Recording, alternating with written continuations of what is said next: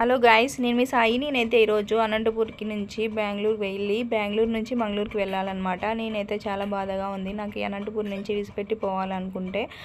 ఎందుకంటే తప్పదు కదా, నాకైతే మా ఆయన అక్కడే జాబ్ చేస్తుంటారు కాబట్టి నేనైతే మంగళూరుకి వెళ్ళిపోవాలి. అలాగే జాను స్కూల్ కూడా అక్కడే అనమాట. నేనైతే మధ్యలో ఇక్కడ మేము దిగేసాము.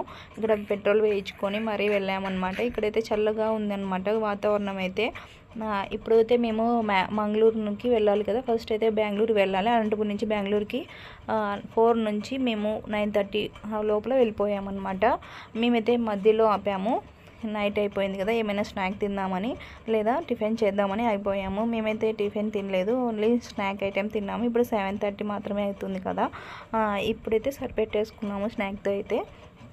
ఇక్కడైతే ఉడిపి రెస్టారెంట్గా ఉంది కదా, హాట్గా ఏమైనా తిందామని మేమైతే పావ్ బాజీ ఆర్డర్ చేసుకున్నాం అనమాట. ఇక్కడ వచ్చి మేము పావ్ బాజీ తినేసి అలాగే కాఫీ కానీ టీ కానీ తాగేశారు మా వాళ్ళైతే. ఇంకైతే మేము రెడీ అయిపోయాము అనమాట బెంగళూరు వెళ్ళడానికి. తర్వాత నెక్స్ట్ వచ్చి మేము బెంగళూరుకి ఎన్ని గంటలకంటే 9:30 మేము రీచ్ అయిపోయాము. అక్కడ నుంచి మేము యశ్వంతపూర్ రైల్వే స్టేషన్కి అయితే వెళ్ళిపోయాము అన్నమాట. ఇక్కడ వచ్చి మా జర్నీ అయితే ఇలా ఉందన్నమాట. మమ్మల్ని సెండ్ ఆఫ్ చేయడానికి మా అమ్మ, అక్క, బావ వారు వచ్చారనమాట మాకు సెండ్ ఆఫ్ ఇవ్వడానికి బెంగళూరు వరకు. ఇదేనండి రైల్వే స్టేషన్ యశ్వంతపూర్.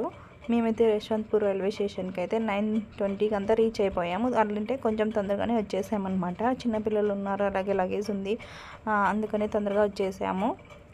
ఇక్కడ వచ్చి మేము రైల్వే స్టేషన్లోకి ఎంటర్ అయిపోయాము. ఇక్కడ మెట్రో రైల్వే స్టేషన్ కూడా ఉంటుంది కదా మనకి బెంగళూరులో, ఇలాగ వెళ్తుంది మెట్రో ట్రైన్ అయితే.